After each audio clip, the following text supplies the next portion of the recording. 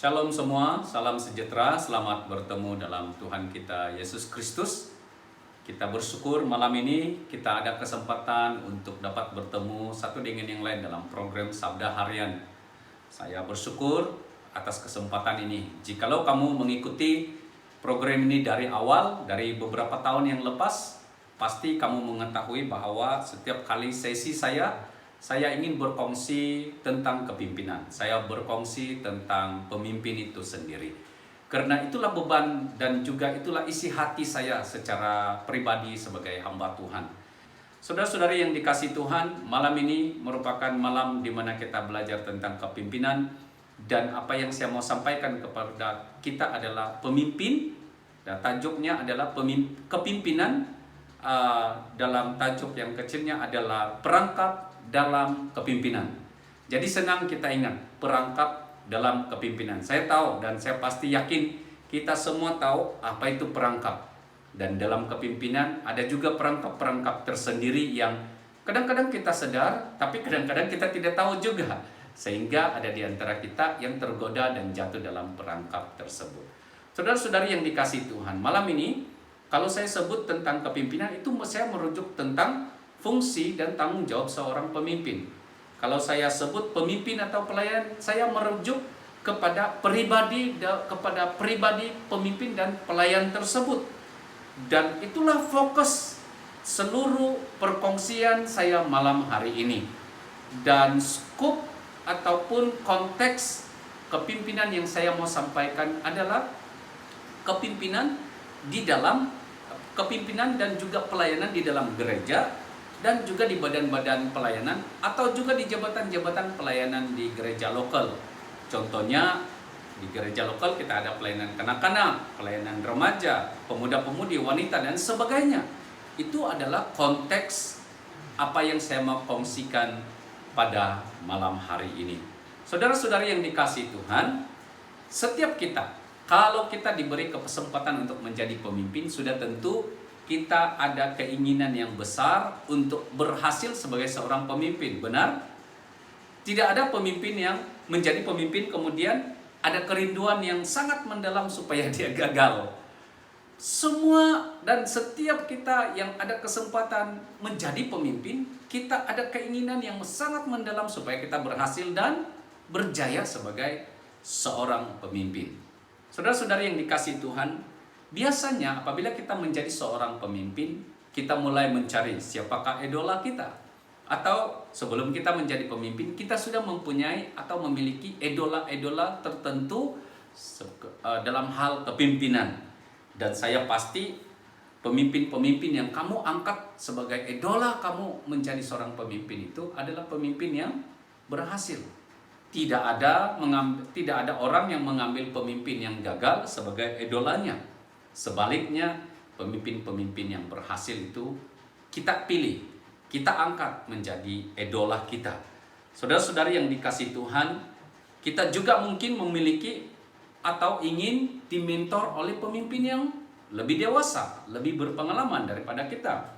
Dan saya percaya juga, saudara kasih Tuhan, mentor kepimpinan yang kita pilih pun pasti mentor yang berhasil, terbukti baik, terbukti di dalam pelayanan dan tanggung jawabnya luar biasa.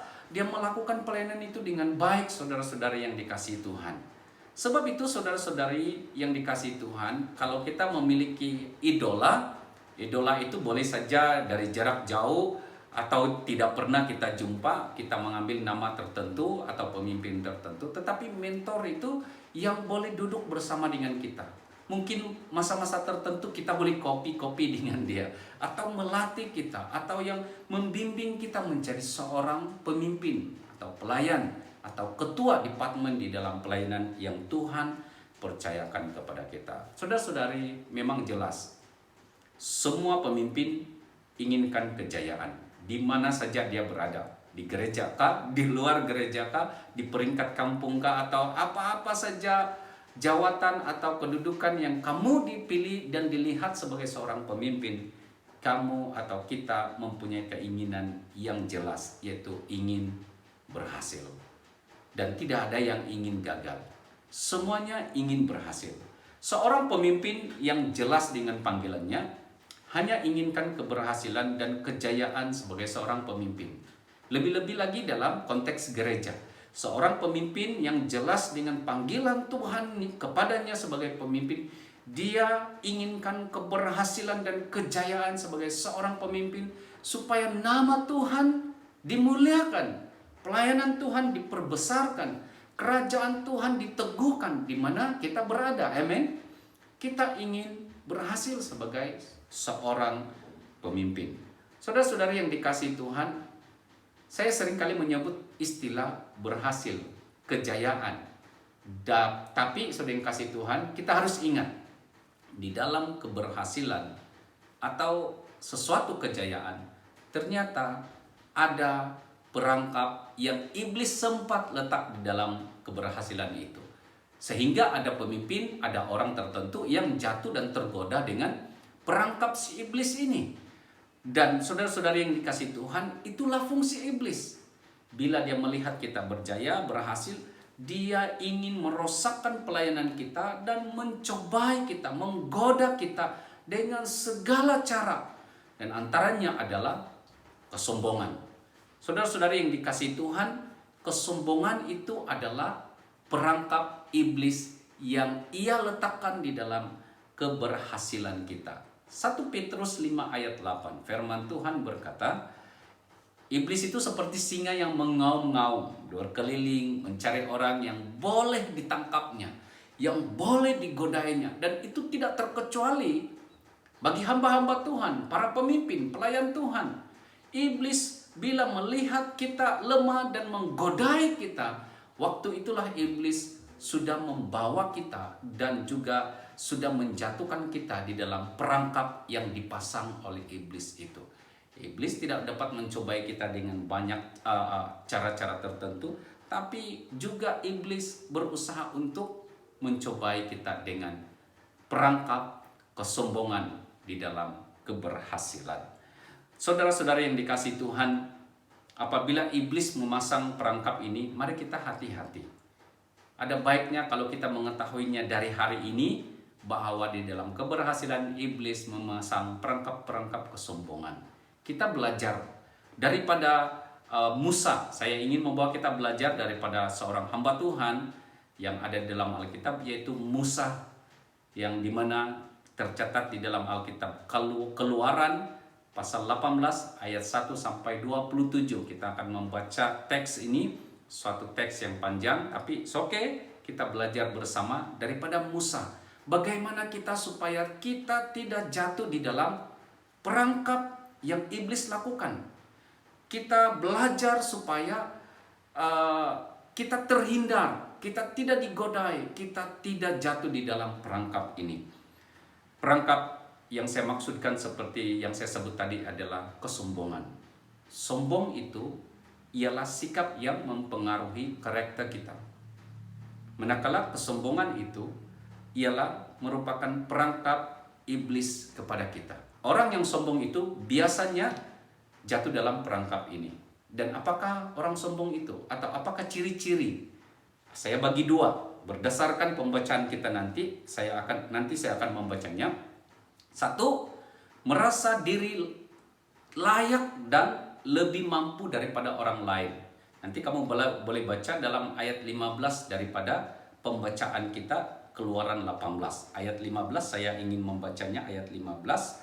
Musa menjawab, saya mesti melakukan kerja ini karena umat datang kepada saya untuk mengetahui kehendak Allah. Saudara-saudari yang dikasihi Tuhan, dia rasa layak, dia satu-satunya yang layak. Semua rakyat Israel pada waktu itu datang dan juga minta nasihat, minta didoakan, minta didorong, konseling dan sebagainya. Dan Musa berkata, saya saja. Ada satu gambaran atau message yang jelas bahwa dia saja yang layak, orang lain tidak layak. Tapi saya tidak mengatakan bahwa Musa itu orang yang sombong. Nanti kita akan lihat bagaimana kita dapat belajar daripada Musa. Nah, orang yang sombong itu juga tidak percaya dan tidak hormat kepada orang lain.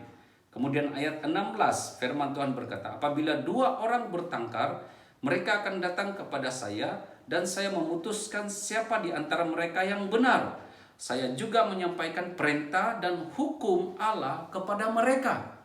Saudara-saudari yang dikasihi Tuhan, dia rasa tidak ada orang lain yang boleh melakukan tugas itu. Dia saja. Dia tidak percaya orang lain, apalagi membuat keputusan untuk menjatuhkan hukuman kepada rakyat yang bersalah. Saudara-saudari yang dikasihi Tuhan, saya ingin membaca firman Tuhan ini. Kita belajar dari Musa. Saya ingin membaca dari ayat 20 dari ayat 1 sampai ayat 27. Yetro melawat Musa. Yetro bapak mertua Musa, imam di Midian, mendengar segala yang telah dilakukan Allah bagi Musa dan orang Israel ketika Tuhan membawa mereka keluar dari Mesir. Oleh itu Yetro bersama dengan Zipora datang melawat Musa. Zipora ialah istri Musa yang masih tinggal di Midian. Yetro juga membawa Gersom dan Eliezer, 2 orang anak lelaki Zipora. Musa pernah berkata, "Aku seorang asing di tanah yang tidak aku kenali." Oleh itu dia menamakan seorang daripada anak lelakinya Gersom. Dia juga berkata, "Allah yang disembah bapakku telah menolong dan menyelamatkan aku daripada dibunuh oleh Raja Mesir." Oleh itu dia menamakan anak lelakinya yang seorang lagi Eliezer. Yetro datang bersama dengan istri dan anak-anak lelaki Musa ke padang gurun, tempat Musa berkemah dekat Gunung Suci. Yetro telah mengirim kabar kepada Musa bahwa mereka sedang datang. Oleh itu Musa keluar dan menyambutnya. Dia bersujud di hadapan Yetro lalu menciumnya. Mereka saling bertanya tentang kesehatan masing-masing, lalu masuk ke kemah Musa. Musa memberitahu Yetro segala perbuatan Tuhan terhadap raja dan orang Mesir untuk menyelamatkan orang Israel. Dia juga memberitahu Yetro tentang kesusahan yang dihadapi mereka dalam perjalanan dan bagaimana mereka telah diselamatkan oleh Tuhan. Yetro sangat gembira apabila mendengar segala perkara itu. Dia berkata, "Pujilah Tuhan yang telah menyelamatkan kamu daripada raja dan orang Mesir. Pujilah Tuhan yang telah menyelamatkan umatnya daripada perhambaan. Sekarang aku tahu bahwa Tuhan lebih agung daripada semua Tuhan, karena dia melakukan semuanya itu ketika orang Mesir bertindak dengan sangat angkuh terhadap orang Israel." Kemudian Yetro membawa persembahan korban menyenangkan hati Tuhan dan juga korban-korban lain untuk dipersembahkan kepada Allah. Harun dan semua pemimpin orang-orang Israel pergi dengan Yetro untuk makan bersama-sama di hadirat Allah. Perlantikan para hakim ayat 13. Pada keesokan hari Musa menyelesaikan perselisihan orang Israel. Oleh itu ia sibuk dari pagi hingga malam. Apabila Yetro melihat segala sesuatu yang perlu dilakukan oleh Musa, dia bertanya, Apakah semua hal ini yang kamu lakukan untuk umat ini?" Saya ulang pertanyaannya, apakah semua hal ini yang kamu lakukan untuk umat ini? Mengapa kamu melakukan tugas ini seorang diri, sehingga semua orang itu harus berdiri di sini dari pagi hingga malam untuk meminta nasihatmu? Ayat 15, Musa menjawab, "Saya mesti melakukan kerja ini karena umat datang kepada saya untuk mengetahui kehendak Allah. Apabila 2 orang bertengkar, mereka akan datang kepada saya dan saya memutuskan siapa antara mereka yang benar. Saya juga menyampaikan perintah dan hukum Allah kepada mereka." Ayat 17, kemudian Yetro berkata kepada Musa, "Kamu tidak melakukan tugas ini dengan cara yang betul." Wow, satu teguran yang luar biasa. Mentuanya menegur Musa, "Kamu tidak melakukan tugas ini dengan cara yang betul. Dengan cara ini kamu akan meletihkan diri kamu dan juga semua orang itu. Tugas ini terlalu berat untuk kamu lakukan seorang diri. Sekarang dengarlah nasihat saya." Maka Allah akan menyertai kamu. Memang kamu harus mewakili umat ini di hadapan Allah dan mengemukakan perselisihan mereka kepadanya.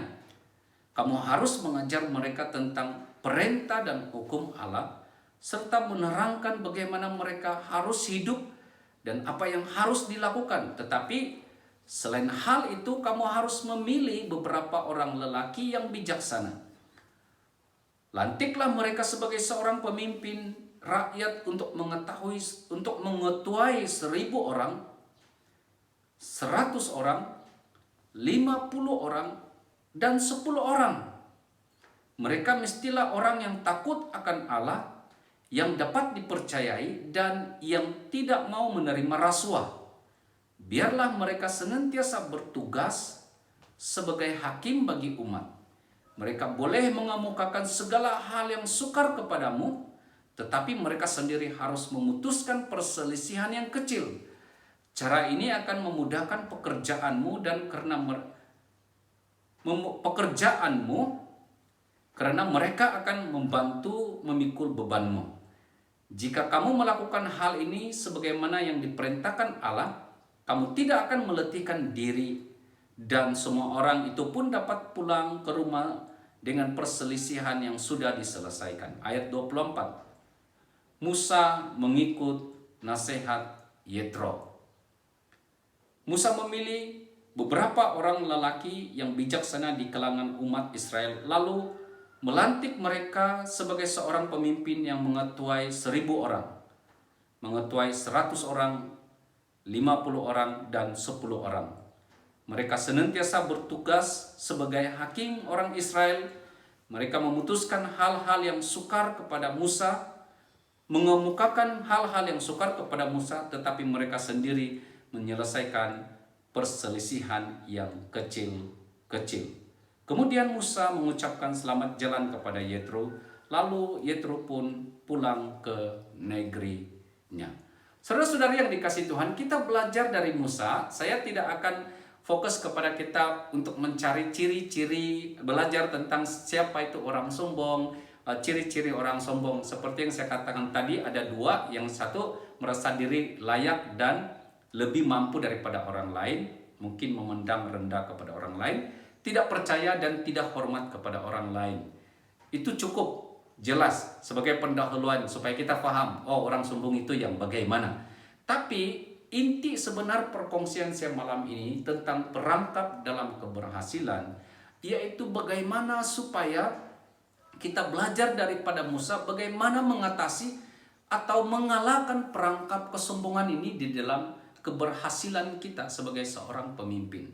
Saya temukan ada 3 cara dan 3 kunci yang penting ini. 3 kunci yang sangat penting untuk kita pegang. 3 tindakan yang perlu kita laksanakan supaya kita boleh mengatasi perangkap-perangkap di dalam keberhasilan ini, yaitu perangkap kesombongan. Daripada Musa, saudara yang dikasihi Tuhan, apa yang dilakukan oleh Musa ini luar biasa. Kunci ataupun tindakan yang dilakukan oleh Musa supaya dia tidak jatuh dalam kesombongan adalah memiliki bapa rohani yang jelas. Siapakah bapa rohaninya? Mentuanya sendiri, seorang imam di Midian. Dan dia bertindak sebagai bapa rohani kepada Musa. Satu masa bapa rohaninya datang melawat Musa di padang gurun, dan dia melihat apa yang Musa lakukan, dan bapa rohaninya menegur dia. Tapi sebelum itu ada satu momen yang luar biasa. Dalam perjalanan bapa rohaninya Yetro dengan istri Musa dan anaknya datang ke kemah di mana Musa ada. Mereka dalam perjalanan itu Musa diberitahu bahwa mentuannya datang melawat. Musa keluar dari kemahnya dan pergi menjumpai mentuannya di padang gurun. Mereka berpelukan, mereka saling bertanya tentang kabar mereka, saling bertanya tentang kesehatan mereka. Itu sesuatu gambaran keakraban yang luar biasa, saudara yang dikasihi Tuhan. Itu bukan karena semata-mata Yetro itu adalah mentua Musa, Tetapi kita belajar nanti di ayat 13 dan yang seterusnya. Fungsi Bapa rohani itu bagaimana terjadi dan juga berlaku terhadap Musa. Sebab itu tindakan pertama dan kunci utama untuk kita, bagaimana kita boleh mengatasi perangkap-perangkap dalam keberhasilan, yaitu perangkap kesombongan, adalah memiliki Bapa rohani yang jelas. Bapa rohani kepada kita adalah seorang yang mendoakan kita dan berjaga-jaga bagi kita. Saya ingin saksikan, saya seorang hamba Tuhan, dan untuk pengetahuan kamu, saya ada beberapa bapa rohani yang jelas, yang sangat-sangat jelas, yang di hadapan mereka saya mengaku mereka adalah bapa rohani saya, dan saya adalah anak rohani mereka. Kami saling mendoakan satu dengan yang lain. Mereka berjaga-jaga kepada saya. Mereka selalu alignment saya. Kalau saya sudah sedikit menyimpang, mereka selalu ingatkan saya. Sekurang-kurangnya 3 orang yang sangat jelas dan juga saya mengakui sebagai bapak rohani saya. Kalau kita adalah pemimpin dan kita tidak mempunyai bapak rohani yang jelas, malam ini buat tindakan yang jelas. Cari seorang bapak rohani yang sanggup menegur kamu, yang sanggup mengingatkan kita, sanggup mengingatkan atau mendorong kita, yang sanggup berdoa kepada kita. Sebab Bapa rohani ini adalah seorang yang mendoakan kita dan berjaga-jaga di hadapan Tuhan, selalu membawa nama kita di dalam doanya di hadapan Tuhan. Itu adalah fungsi Yetro terhadap Musa. Apabila Yetro berada di Midian, dia mendengar kabar. Luar biasa sekali pekerjaan Tuhan yang terjadi kepada bangsa Israel yang dibawa atau dipimpin oleh Musa. Dia sudah mendengar kabar-kabar yang luar biasa. Itu sebab Yetro datang dan menjumpai Musa, melawat dia di padang gurun. Sebab dia mendengar ada hal-hal yang luar biasa, dan itu adalah hal-hal yang sudah pasti dilakukan oleh Tuhan, dan itu terjadi, saudara yang kasih Tuhan. Sebab Yetro selalu mendoakan, selalu membawa mereka di dalam doa. Kalau kamu lihat di dalam ayat 12, apabila Yetro mendengar hal-hal yang luar biasa terjadi, dia pun pergi, kata firman Tuhan, ayat 12. Kemudian Yetro membawa persembahan korban untuk menyenangkan hati Tuhan. Inilah fungsi hati Bapa, atau fungsi Bapa rohani kepada kita, yaitu mendoakan kita sebagai anak rohaninya. Memiliki hati Bapa, memiliki Bapa rohani yang jelas. Bapa rohani itu selain mendoakan kita, menegur kita, kemudian mengingatkan kita, serta memberi amaran kepada kita. Itu ayat 14, 17, 18. Saya ingin membaca ayat 14, luar biasa. Yetro menegur Musa. Ayat 14. Apabila Yetro melihat segala sesuatu yang perlu dilakukan oleh Musa, ia bertanya, apakah semua hal ini yang kamu lakukan untuk umat ini? Mengapa kamu melakukan tugas ini seorang diri, sehingga semua orang itu harus berdiri di sini dari pagi hingga malam untuk meminta nasihatmu? Satu pertanyaan yang luar biasa, sungguh berani sekali Bapak ataupun Yetro, Bapa rohani Musa, menegur Musa. Dia katakan, yang kamu buat ini tidak baik. Ayat 17. Ayat 17 berkata, kemudian Yetro berkata kepada Musa, kamu tidak melakukan tugas ini dengan cara yang betul. Maksudnya cara Musa adalah cara yang salah. Kemudian ayat 18, dengan cara ini kamu akan meletihkan dirimu dan juga semua orang itu. Tugas ini terlalu berat untuk kamu lakukan seorang diri. Fungsi Bapa rohani kepada kita adalah menegur. Dan bila kita ditegur, jangan ada respon yang tidak baik. Sebab orang yang ditegur oleh Tuhan adalah orang yang dikasihi Tuhan. Jadi kalau kamu adalah pemimpin, kamu ada pihak atasan, kamu ada Bapa rohani, mereka menegur kita, bersyukurlah.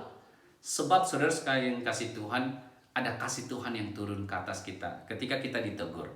Bapa rohani itu yang jelas dalam diri kita adalah tempat kita berkongsi, tempat kita meluapkan rasa beban, rasa sakit hati, kekecewaan dan sebagainya. tapi juga untuk kita berkongsi visi daripada Tuhan. Ayat 19 dan ayat 20. Ayat 19 berkata, sekarang dengarlah nasihat saya. Yetro menasehati Musa. Sekarang dengarlah nasihat saya. Maka Allah akan menyertai kamu. Memang kamu harus mewakili umat ini di hadapan Allah dan mengemukakan perselisihan mereka kepadanya. Memang benar, kita harus mewakili mereka.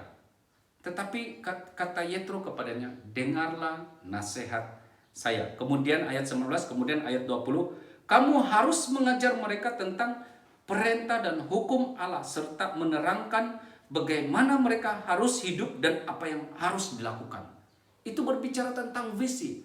Bagaimana mereka harus hidup dan apa yang harus dilakukan. Kita harus berkongsi, brainstorming visi kita dengan Bapa rohani kita sebelum kita serahkan visi itu kepada pemimpin-pemimpin atau juga orang yang kita layani.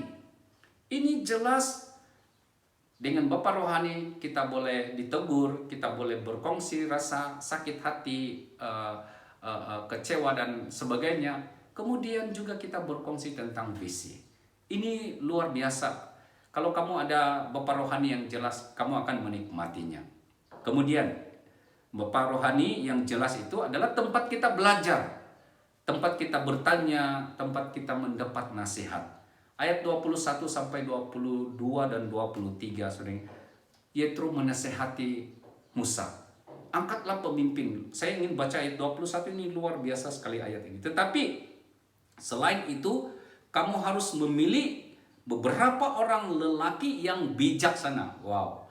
Lantiklah mereka sebagai seorang pemimpin rakyat untuk mengetuai 1.000 orang, 100 orang, 50 orang, dan 10 orang. Mereka mestilah orang yang tadi dikatakan seorang lelaki yang bijaksana. Betul kan?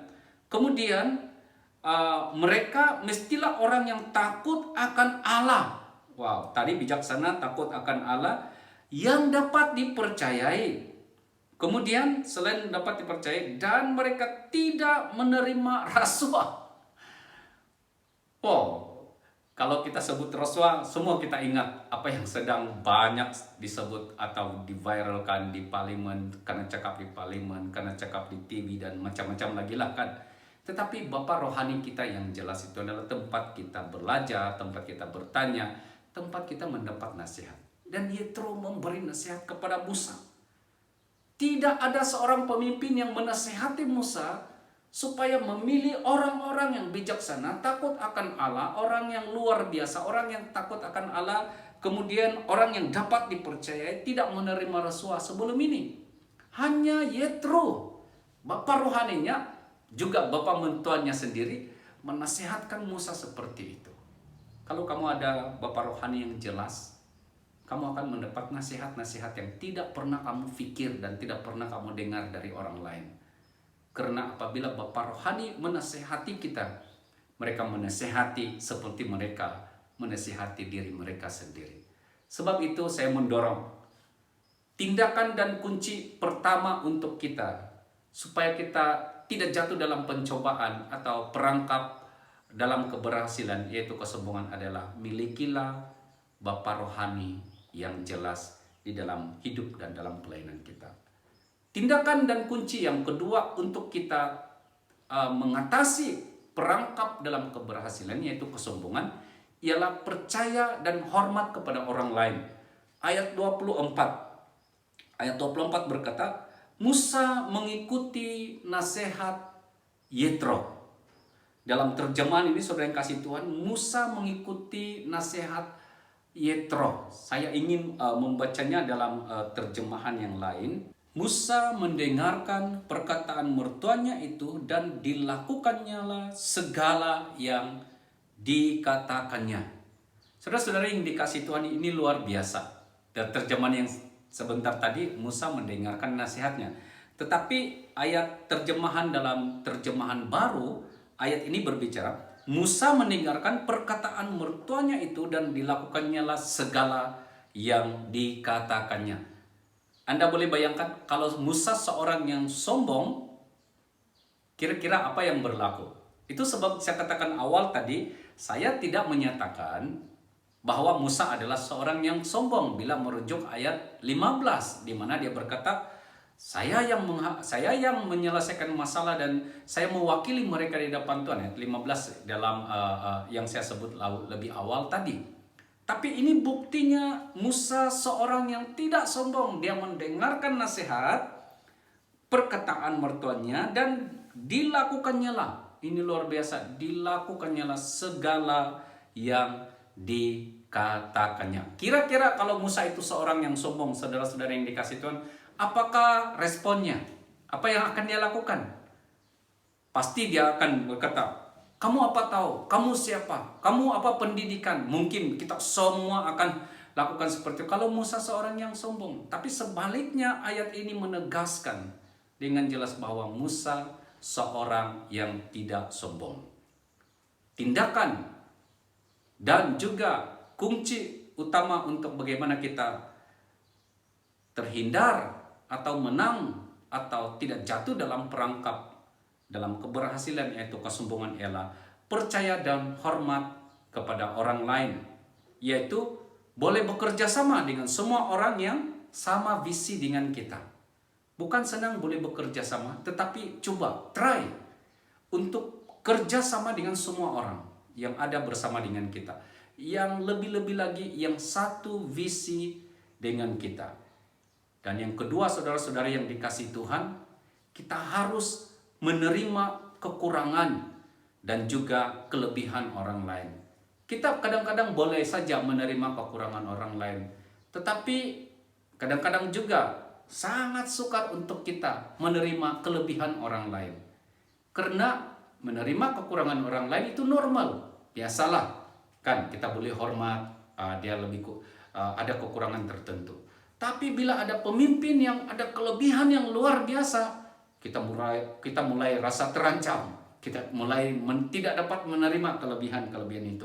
Nanti di poin yang ketiga saya akan jelaskan seperti itu.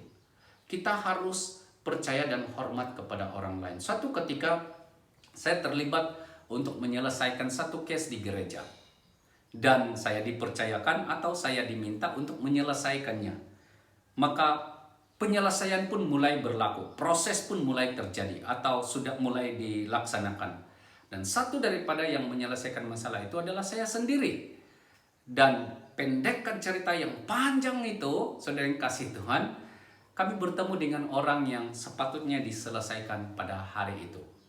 Dan pada hari ketika kami bertemu dengan pribadi ini, saya masih ingat sampai hari ini dan saya sangat terkejut dengan ungkapannya, di mana di dalam pertemuan itu kami berdepan meja di tengah-tengah di antara kami, dan kami ada duduk di kursi dan dia juga duduk di kursi utamanya karena pertemuan itu dilakukan di pejabatnya. Dan perkataan pertama yang dia sentuh atau dia ucapkan adalah, dia cakap begini, selamat datang semua, selamat bertemu, puji Tuhan ada masa kita. Dan saya mau beritahu kamu satu perkara, dia cakap dengan kami lah, kami ada 5 orang. Kamu nampak rambut putih saya?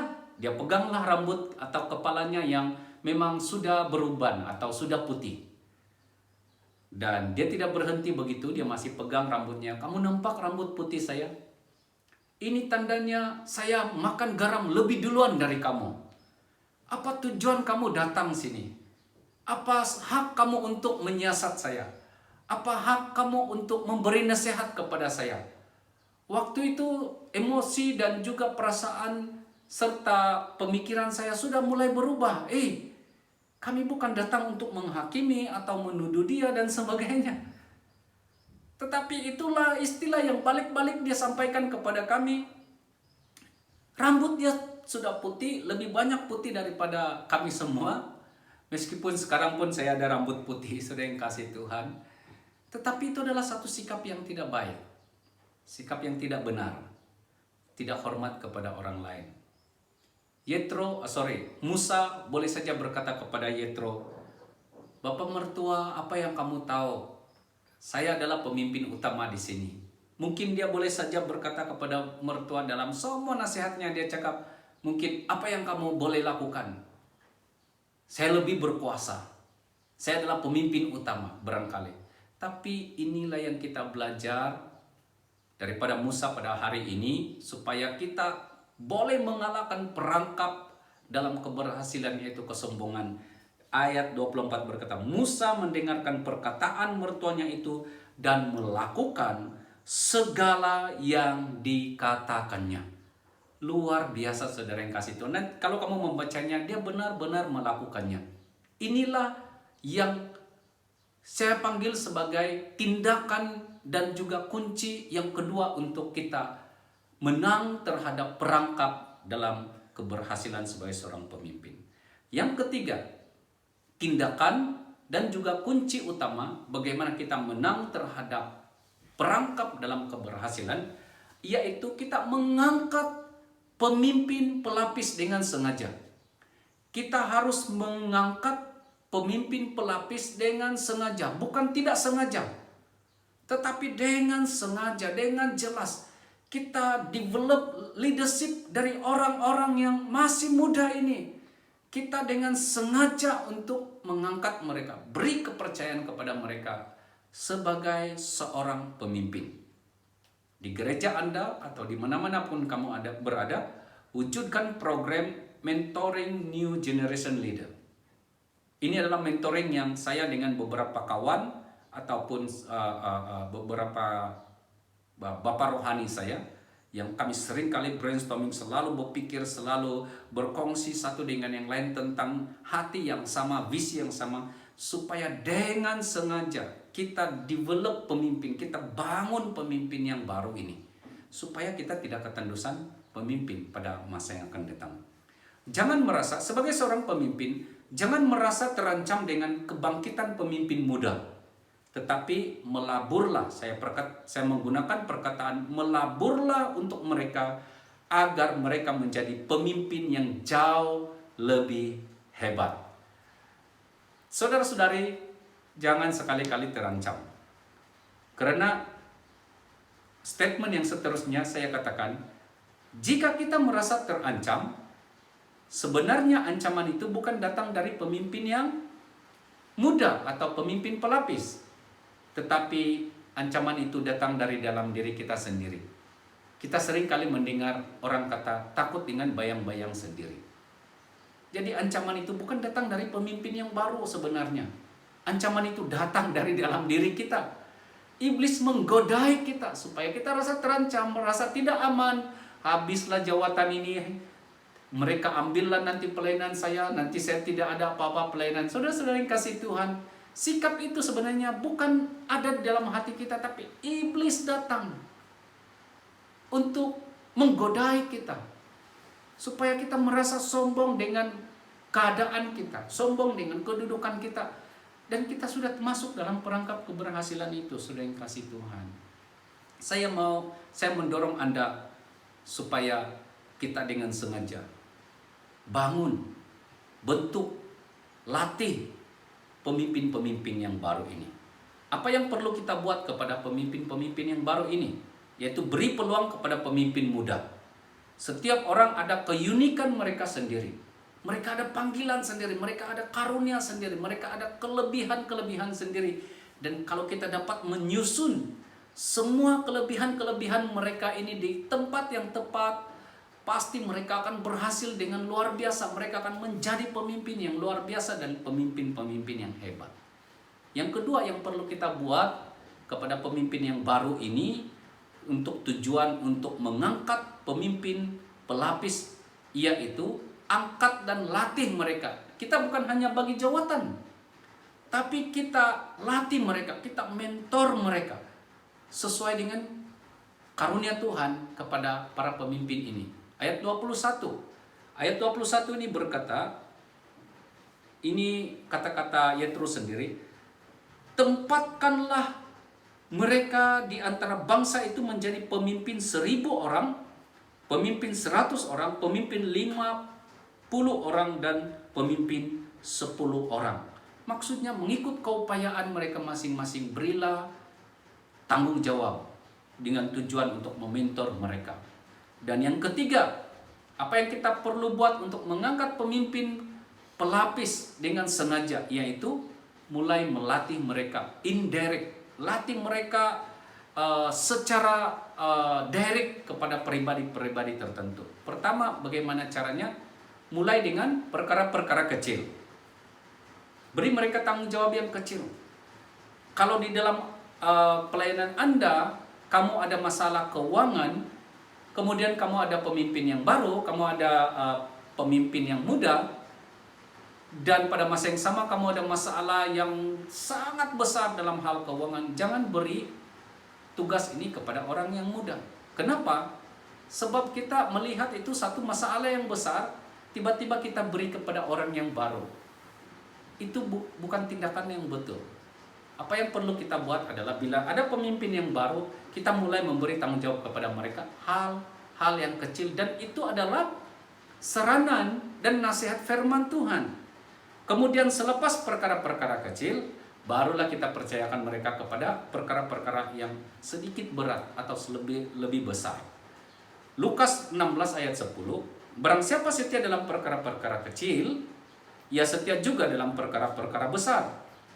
Dan barang siapa tidak benar dalam perkara-perkara kecil, ia tidak benar juga dalam perkara-perkara yang besar.